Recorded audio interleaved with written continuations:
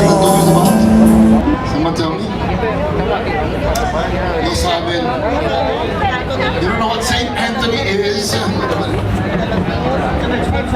He is the patron saint for what? Patron saint for what? A ver, ¿por qué es San Antonio? Santo Antonio, ¿de qué es? ¿El santo de qué? No, don't know your histories, right? When you're here in San Antonio, the thing that you have to always be aware of is the city of love. San Antonio means love, right? How many of us here today are in love? Los enamorados, por favor, levanten. San Antonio, Texas, also known as St. Anthony in English, and also known as Alamo City, home to 1.3 million residents.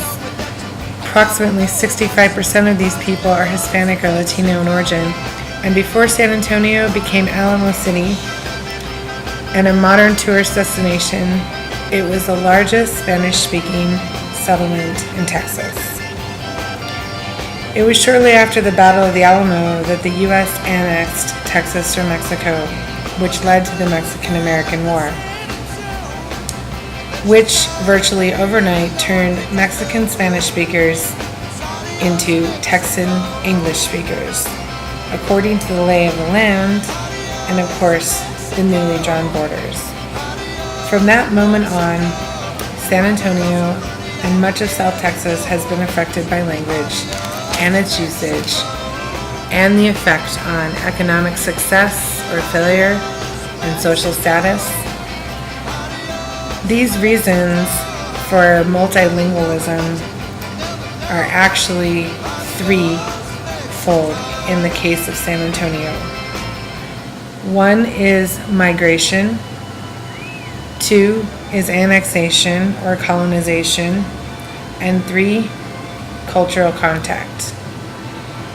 In the case of number three, we know that in San Antonio, Spanish is unavoidable, and that everywhere you turn, there is some kind of Spanish language, or Spanish music, or Spanish spoken, or Spanish billboards, or Spanish words to describe something, colloquialisms, and subtle nuances that refer back to the roots of Spanish language are used on a daily basis here in San Antonio.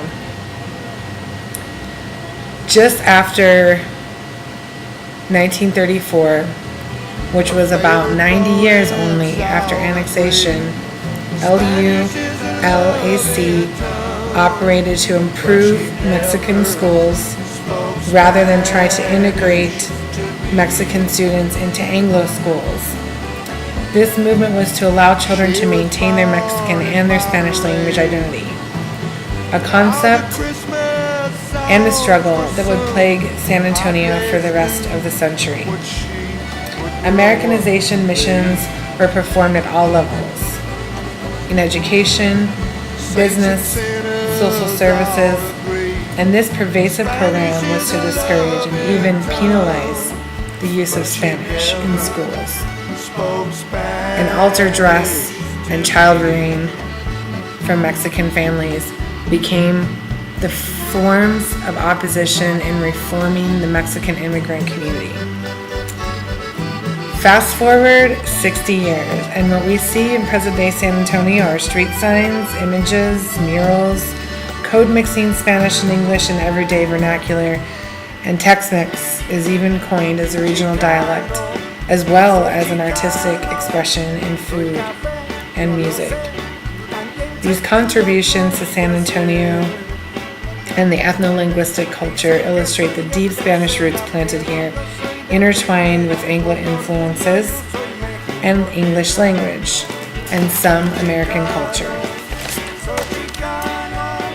As I researched San Antonio's language culture, I posed the question to many San Antonio natives and residents on their thoughts and what they consider when I mention language.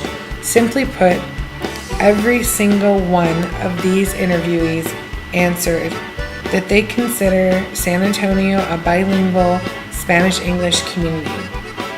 Those who I interviewed that are parents and from a Mexican American background also lamented that they want their children to speak Spanish, and many have enrolled their children in immersion schools and or heritage language classes.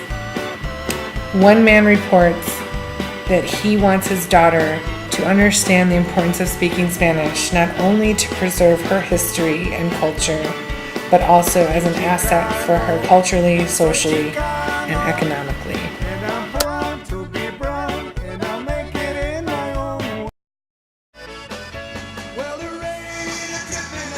Additionally, these images taken are to illustrate the pervasiveness and the positive and permanent influence Spanish has had on San Antonio culture.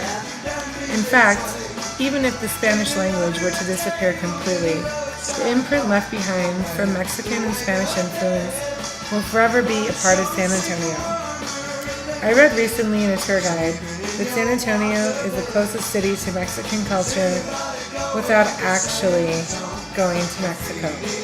Whether I believe that or not, I certainly believe the part of Mexico still remains intact today in San Antonio.